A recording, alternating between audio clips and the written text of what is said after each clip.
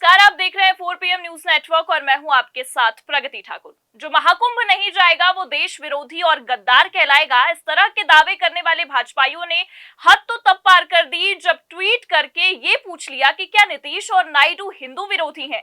सुनकर चौंकिए मत, कुछ ऐसा हुआ है कि एक तरफ बीजेपी के आधिकारिक हैंडल से ट्वीट हुआ है तो दूसरी तरफ पीएम मोदी ने माफी मांगी है। तो ऐसा क्या हुआ है कि बीजेपी ने अपने ही पैर पर कुल्हाड़ी मार ली है, आपको बताएंगे। ट्वीट समेत प्रधानमंत्री मोदी की माफी सुनाएंगे और इस पूरे मामले पर चर्चा करेंगे। हमारे साथ प्रियंका जी मौजूद है, उनसे बातचीत करते हैं। तो प्रियंका जी, अब तो गजब ही हो गया है, नीतीश और नायडू का नाम सोशल मीडिया पर काफी ट्रेंड कर रहा है। तो बीजेपी ने ऐसा क्या किया है कि पीएम मोदी माफी मांगने को मजबूर हो गए? क्या है मामला और क्या अपडेट? बड़ी अपडेट निकलकर सामने आ रही है प्रगति। बड़ा मामला निकलकर सामने आ रहा है और ऐसा मामला निकलकर सामने आ रहा है कि भाजपाइयों ने ही मोदी की कुर्सी को फंसा दिया है। दरअसल मैं आपको बता दूं, भारतीय जनता पार्टी के आधिकारिक अकाउंट से एक ट्वीट किया गया है और इस ट्वीट के बाद से बवाल खड़ा हो गया है। तस्वीर आप देख सकती हैं। इस तस्वीर में साफ दिखाई दे रहा है कि किस तरीके से राहुल, प्रियंका और सोनिया की तस्वीर को लगाते हुए लिखा है कि कांग्रेस का हिंदू विरोधी चेहरा एक बार फिर से सामने आ गया है। इन लोगों में से कोई भी महाकुंभ में डुबकी लगाने के लिए नहीं गया है।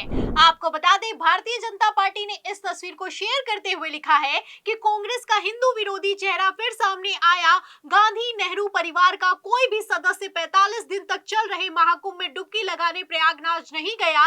आखिर सनातन संस्कृति से इन्हें इतनी नफरत क्यों है? तो एक तरफ भारतीय जनता पार्टी के आधिकारिक ट्विटर हैंडल से सवाल किया गया, वहीं दूसरी तरफ सोशल मीडिया पर बवाल खड़ा हो गया है। आपको बता दें, नीतीश नायडू का नाम सोशल मीडिया पर ट्रेंड कर रहा है। आपको बता दें, जहां एक तरफ भारतीय जनता पार्टी की तरफ से बाकायदा वीडियो जारी किया गया है जिसमें ममता बनर्जी, अरविंद केजरीवाल, राहुल गांधी समेत इन लोगों को मुस्लिम दिखाया गया है, वहीं दूसरी तरफ इन लोगों को टेम्परेरी सनातनी बताया गया है। बताया गया है कि जब चुनाव होता है तब तो ये लोग मंदिर के चक्कर काटते हैं, लेकिन महाकुंभ में जाने से इनको शर्म आती है।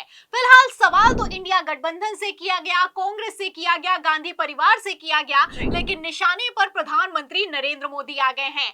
आपको बता दें, नीतीश नायडू को लेकर सवाल किया जा रहा है, फोटो सोशल मीडिया पर वायरल हो रही है और पूछा ये जा रहा है कि क्या ये लोग भी हिंदू विरोधी हैं, क्योंकि ये तो बड़े घटक दल हैं आपके, आखिर ये लोग क्यों महाकुंभ में नहीं गए? सवाल खड़ा होता है। फिलहाल मैं आपको बता दूं, यहाँ पर बात सिर्फ नीतीश नायडू की नहीं है, मोहन भागवत की भी तस्वीर सोशल मीडिया पर वायरल हो रही है। आप देख सकती हैं, इसमें लिखा भी हुआ है कि क्या ये भी सनातन विरोधी हैं? महाकुंभ में मोहन भागवत नहीं गए, ना आस्था की डुबकी लगाई है। तो एक तरफ जहां भारतीय जनता पार्टी ने कांग्रेस पर निशाना साधने की कोशिश की है, वहीं दूसरी तरफ भारतीय जनता पार्टी के ही नेता समेत मोहन भागवत फंसते हुए नजर आ रहे हैं। और तो और गजब तो इस बात को लेकर हो गया है कि नीतीश नायडू को भी लपेटे में ले लिया गया है। फिलहाल मैं आपको बता दूं प्रगति, कांग्रेस के आईटी सेल की तरफ से एक तस्वीर भी जारी की गई है और इस तस्वीर में गृह मंत्री अमित शाह समेत प्रधानमंत्री नरेंद्र मोदी, मोहन भागवत, राजनाथ सिंह,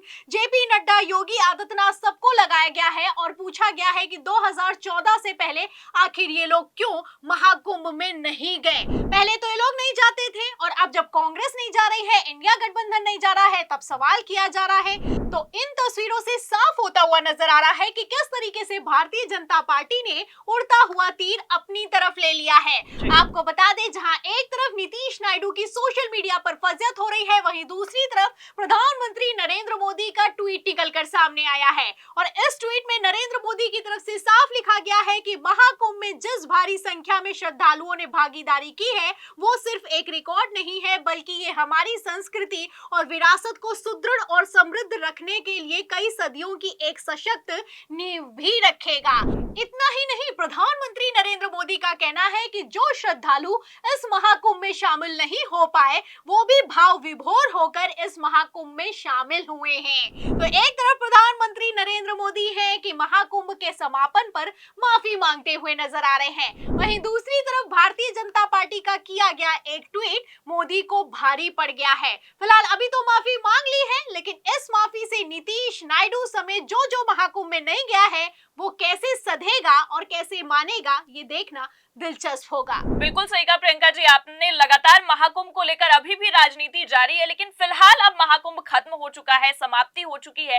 पर महाकुंभ के दौरान योगी आदित्यनाथ ने कई सारे झूठ बोले, लेकिन जिस तरह से अभी प्रयागराज में गंदगी का आलम है उसे लेकर अब बवाल खड़ा हो गया है, तो उस पर क्या कहेंगे आप? इतना बवाल खड़ा हो गया है प्रगति, और इस बात को लेकर बवाल खड़ा हो गया है क्योंकि जो गंदगी है उसका अंबार लग चुका है। आपको बता दें, पहले ही रिपोर्ट निकलकर सामने आई थी कि किस तरीके से खुले में शौच किया जा रहा है। लगातार गंगा में गंदगी बढ़ रही है, संगम में गंदगी बढ़ रही है। सफाई की जरूरत है। फिलहाल सफाई तो हुई नहीं, लेकिन योगी सरकार की तरफ से दावा यह कर दिया गया कि सफाई तो हो रही है, दिन रात सफाई हो रही है। महाकुंभ में सफाई के रिकॉर्ड बनाए जा रहे हैं, हजारों की संख्या में डस्टबिन लगाए गए हैं, लाखों की संख्या में वॉशरूम बनाए गए हैं। फिलहाल सारी की सारी पोल पट्टी तब खुलती हुई नजर आ रही है जब एनजीटी की रिपोर्ट कह रही है कि खुले में शौच भी हो रहा है, और तो और गंगा के पानी में फैकल बैक्टीरिया भी पाया गया है जो कि शरीर के लिए हानिकारक है। आपको बता दें प्रगति, एनजीटी की रिपोर्ट निकलकर सामने आई है। इस रिपोर्ट को योगी सरकार की तरफ से खारिज कर दिया गया है। इसके बाद से एनजीटी भड़का है। ये वही एनजीटी है जो कि मोदी सरकार के अंडर काम करता है। ऐसे हालातों में सीएम योगी आदित्यनाथ की तरफ से इस रिपोर्ट को खारिज कर देना अपने आप में कोई छोटी बात नहीं है। आपको बता दें, एनजीटी की तरफ से पहले तो रिपोर्ट जारी की गई, फिर उसके बाद जब सीएम योगी आदित्यनाथ ने इस पर कोई जवाब नहीं दिया, किसी तरह का कोई एक्शन नहीं लिया, तो नोटिस भी थमाया गया है, और तो और योगी सरकार को कड़ी फटकार भी लगाई गई है। तो जाहिर सी बात है कि अगर आप सफलता का क्रेडिट लेते हैं तो असफलता की जिम्मेदारी भी उठानी होगी। आप अच्छे से जानती हैं कि किस तरीके से भगदड़ के मौत के आंकड़े हो, चाहे सफाई हो, चाहे व्यवस्था हो, इन सबको लेकर कई जगह पर कई तरह के झूठ बोले गए, और तो और हद तो तब पार हो गई जब सदन में खड़े होकर सीएम योगी आदित्यनाथ ने कह दिया कि महाकुंभ में जिसने जो तलाशा उसको वो मिला, गिद्धों को लाशें मिली, सुअरों को गंदगी मिली। अब एनजीटी ने गंदगी ढूंढ निकाली है, डॉक्टर्स ने अलर्ट जारी कर दिया है कि जो महाकुंभ से लोग नहाकर वापस आ रहे हैं उनमें इंफेक्शन पाया जा रहा है, उनकी शरीर में खुजली हो रही है, लाल चकत्ते पड़ रहे हैं। अब इन सब रिपोर्ट्स पर योगी आदित्यनाथ क्या जवाब देंगे और किस मुंह से जवाब देंगे,